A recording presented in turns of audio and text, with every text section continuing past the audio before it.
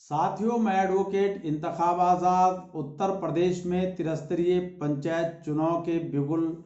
बज जाने पर आप लोगों का हार्दिक अभिनंदन करता हूं, आपका स्वागत करता हूं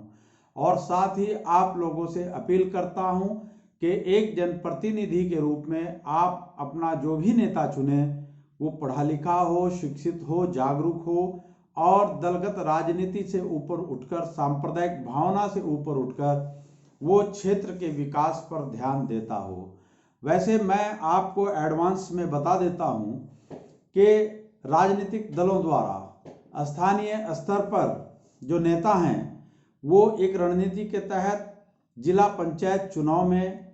ऐसे प्रत्याशियों को चुनाव मैदान में उतारने की कोशिश कर रहे हैं कि जिनका राजनीतिक चरित्र या तो दागदार है या उनको किसी तरह का अनुभव नहीं है और वो पढ़े लिखे शिक्षित भी नहीं हैं। यह आप लोग जानते हैं कि एक अनपढ़ व्यक्ति के मुकाबले एक पढ़ा लिखा शिक्षित व्यक्ति ज़्यादा बेहतर आपकी बात को सदन में उठा सकता है, आपके विकास के कार्यों को अंजाम दे सकता है। एक रणनीति के तहत पढ़े लिखे, जागरूक, शिक्षित, संघर्षशील और ईमानदार लोगों के मुकाबले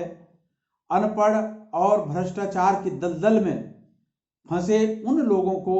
जो पुलिस थानों और सरकारी अफसरों के बीच रहकर दलाल प्रवृत्ति को बढ़ावा देते हैं, उन लोगों को चुनाव मैदान में उतारा जा रहा है। तो मैं एडवोकेट इंतखाब आज़ाद तमाम सम्मानित मतदाताओं से अपील करता हूं, आह्वान करता हूं कि वो उन लोगों का टोटल बहिष्कार करें जो लोग कम पढ़े लिखे हैं या दलाल प्रवृत्ति के हैं या अवैध कार्यों में लिप्त हैं, क्योंकि ये छोटी सरकार कहलाती है और ये बहुत महत्वपूर्ण कड़ी होती है। यदि आपने यहीं से शुरुआत की कि हम भ्रष्टाचार मुक्त सुशासन चाहते हैं तो आपको ईमानदारी के साथ ऐसे लोगों का टोटल बहिष्कार करना है और पढ़े लिखे, शिक्षित, जागरूक, अनुभव वाले और उन लोगों को चुनना है जो अफसरों की पैंतरेबाजी को जानते हों। क्योंकि मैं एडवोकेट इंतखाब आज़ाद इस तरह का माहौल देख रहा हूं कि बड़े पैमाने पर कुछ राजनीतिक दल जिला पंचायत चुनाव में बाकायदा टिकटों की बोली लगा रहे हैं और बोली लगा करके अयोग्य लोगों को टिकट देंगे। यदि आपने इन अयोग्य लोगों को जनप्रतिनिधि के रूप में चुना तो 5 साल आप इनका खामियाजा भुगतेंगे और जो ऊपर राजनीतिक दलों में दल बदलू नेता बैठे हैं वो उससे मजबूत होंगे। यदि उनकी कमर तोड़नी है, जो लोग पैसा लेकर टिकट दे रहे हैं, आपका सौदा कर रहे हैं, उन लोगों की यदि आपको कमर तोड़नी है तो आप साफ सुथरे और खास तौर से आप निर्दलीय लोगों को इस चुनाव में चुने, क्योंकि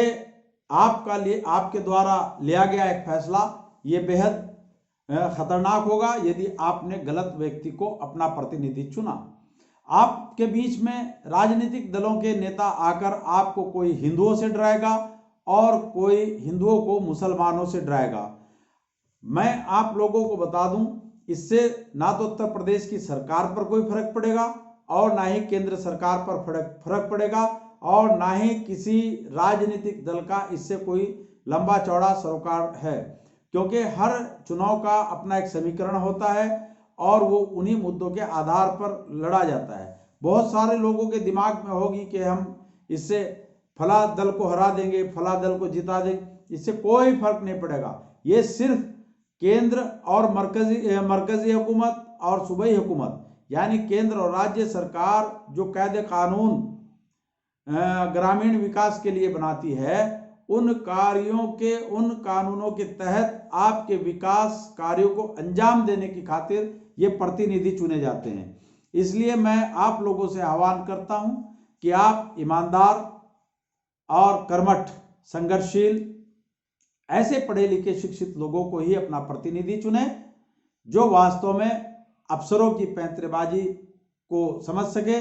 और तर्क वितर्क के आधार पर